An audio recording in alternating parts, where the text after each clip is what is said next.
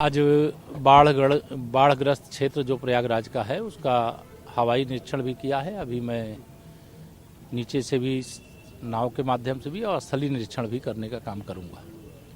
यह बाढ़ 2013 में जो बाढ़ आई थी लगभग उसको क्रॉस कर रही है और लगातार गंगा जी में बढ़ता हुआ जलस्तर निश्चित तौर से चिंता का विषय है। लेकिन सरकार ने बाढ़ पीड़ितों की हर प्रकार से सहायता करने की व्यवस्था की है।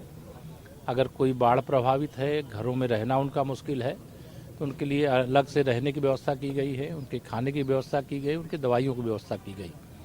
बहुत सारे हमारे किसान ऐसे हैं जिनकी फसल भी इस बाढ़ में खराब हुई है। बाढ़ समाप्त होने के पश्चात उसका आकलन करके जिनको जो नुकसान होगा उसकी भी जो भरपाई है वह करने का काम किया जाएगा। किसानों को भी और नागरिकों को भी कोई परेशानी न हो, सरकार की यही प्राथमिकता है।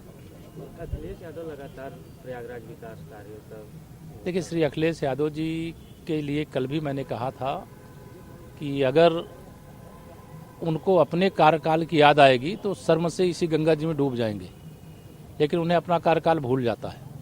प्राकृतिक आपदा होती है, बाढ़ होती है, प्रयागराज ही नहीं, उत्तर प्रदेश ही नहीं, देश के सभी राज्यों में है, दुनिया के सभी देशों में बाढ़ और भूकंप और सुनामी या मनुष्य के बस की बात नहीं होती है। लेकिन सरकार ने जितना अच्छा प्रबंध किया है, पहले जल भर जाता था और कई कई दिन हो जाता था निकलने में।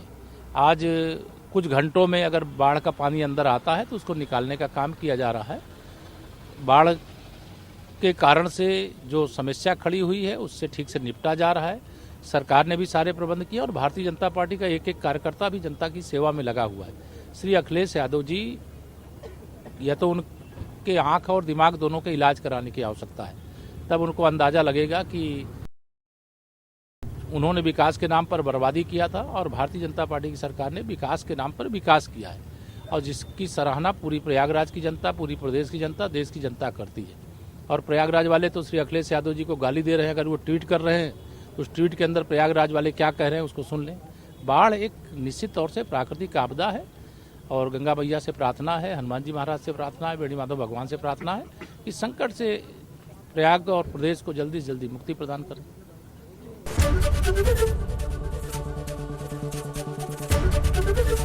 एबीपी गंगा, खबर आपकी, जुबान आपकी।